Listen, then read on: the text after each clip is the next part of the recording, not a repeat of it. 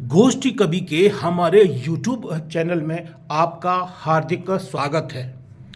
हमारे द्वारा आज यहाँ पर प्रस्तुतिकरण दिया जा रहा है आदरणीय श्री मुरारी लाल गुप्त गीतेश जी का। समय समय चलता रहता है, समय बीत जाता है, नया समय आ जाता है। समय का काल चक्र का पहिया न थमता है न रुकता है। तो सुनते हैं आदरणीय गीतेश जी को। प्रणाम। वर्ष के समापन पर एक कविता प्रस्तुत है, देखिए। दिन बीते, दिन बीते, महीने बीते, दिन बीते, महीने बीते और सारा का सारा वर्ष आज बीत गया। दिन बीते, महीने बीते और सारा का सारा वर्ष आज बीत गया। इसी तरह व्यय हो रही उम्र की पूंजी, इसी तरह व्यय हो रही उम्र की पूंजी। सचमुच आयु का कोष बहुत रीत गया, सचमुच आयु का कोष बहुत रीत गया। हम खड़े सोचते हैं पछताते हैं, हम खड़े सोचते हैं पछताते हैं। संपूर्ण विगत पर पाते हैं अपने को कोरे कागज सा, जैसे का तैसा। हम खड़े सोचते हैं पछताते हैं, संपूर्ण विगत पर पाते हैं अपने को कोरे कागज सा, जैसे का तैसा। सच है हम बिना किए कामों की अनगढ़ प्रतिमा से बने रहे, सच है हम बिना किए कामों की अनगढ़ प्रतिमा से बने रहे। इसी भांति हर नए वर्ष पर, इसी भांति हर नए वर्ष पर कुछ क्षण को संताप मना, इसी भांति हर नए वर्ष पर कुछ क्षण को संताप मना। नव संकल्प लिया करते हैं, इसी भांति हर नए वर्ष पर कुछ क्षण को संताप मना। नव संकल्प लिया करते हैं, पर धीरे धीरे सारे संकल्प विस्मृत के गह्वर में छिप जाते हैं, पर धीरे धीरे सारे संकल्प विस्मृत के गह्वर में छिप जाते हैं। और समय को सांसों का देकर उपहार, और समय को सांसों का देकर उपहार मात्र बुढ़ापा ले बदले में हम व्यर्थ दिया करते हैं, हम व्यर्थ दिया करते हैं। तो अभी आप सुन रहे हैं यहाँ आदरणीय श्री मुरारी लाल गुप्त गीतेश जी को, और सुनते हैं उनका अगला रचना पाठ। अगली रचना का शीर्षक है शब्दों में घुली धूप। देखिए, प्रस्तुत है कि शब्द उच्चरित होते हुए, शब्द उच्चरित होते हुए कागज पर उतरकर, शब्द उच्चरित होते हुए कागज पर उतरकर उन लोगों तक पहुंच जाते हैं।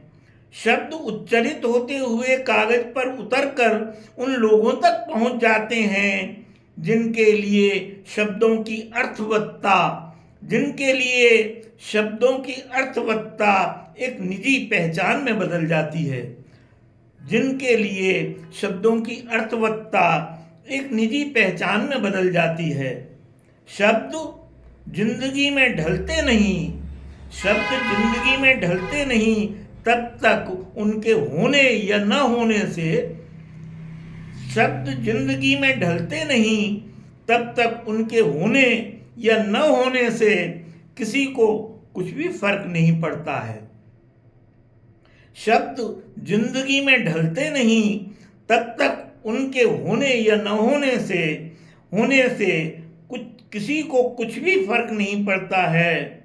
शब्द उच्चरित होते समय, शब्द उच्चरित होते समय डरे नहीं तब शब्द संत होता है।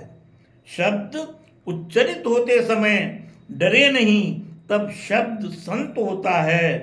शब्द का संत हो जाना, शब्द का संत हो जाना सभी चाहते हैं, शब्द का संत हो जाना सभी चाहते हैं पर विडंबना है वे सब के सब डरे हुए हैं।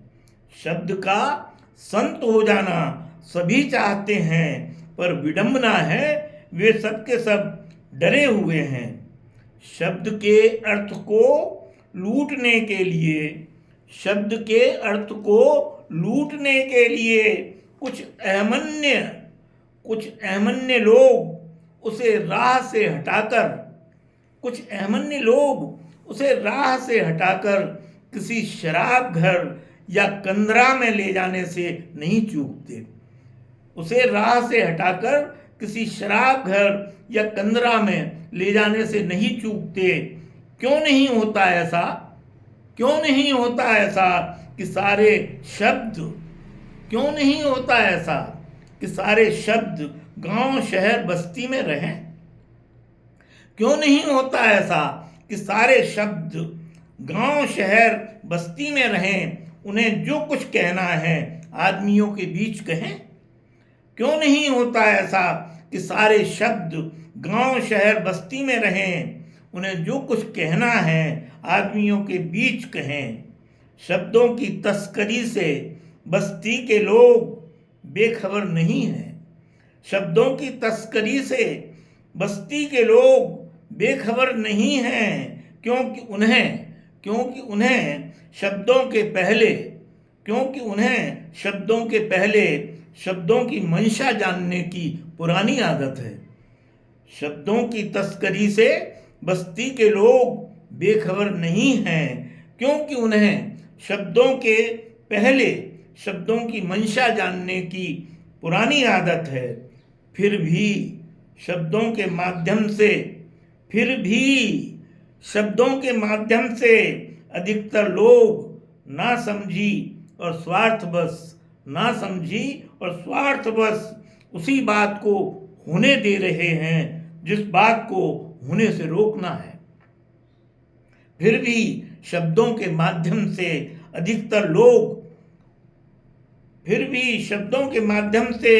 अधिकतर लोग ना समझी और स्वार्थवश उसी बात को होने दे रहे हैं जिस बात को होने से रोकना है। शब्दों के समूह से जिस तरह एक वाक्य बनता है, शब्दों के समूह से जिस तरह एक वाक्य बनता है, ठीक उसी तरह एक वाक्य बार बार कई लोगों के शब्दों में गूंजकर एक वाक्य बार बार कई लोगों के शब्दों में गूंजकर बन उठता है काल के पैरों की प्रतिध्वनि। ठीक उसी तरह एक वाक्य बार बार कई लोगों के शब्दों में गूंजकर बन उठता है काल के पैरों की प्रतिध्वनि। फिर भी सुनने के लिए कानों की जरूरत अवश्य रहती है। फिर भी सुनने के लिए कानों की जरूरत अवश्य रहती है। शब्द का कान और मन मस्तिष्क से सीधा सीधा सरोकार है। शब्द का कान और मन मस्तिष्क से सीधा सीधा सरोकार है। इसीलिए शब्द का कान और मन मस्तिष्क से सीधा सीधा सरोकार है। इसलिए बताओ मन ही गिर गया हो तो जो बहरे नहीं हैं वे भी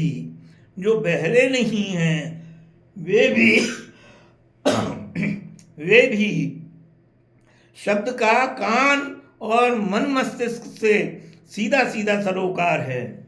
इसलिए बताओ मन ही गिर गया हो तो जो बहरे नहीं हैं वे भी कैसे सुनेंगे शब्द की गूंज, कैसे अनुभव करेंगे शब्दों में घुली कुनकुनी धूप। तो अभी आप यहाँ पर सुन रहे थे आदरणीय श्री मुरारी लाल गुप्त गीतेश जी को। यदि आपने हमारा चैनल सब्सक्राइब नहीं किया हो तो आप हमारे चैनल को अवश्य सब्सक्राइब कर लें। नमस्कार, धन्यवाद।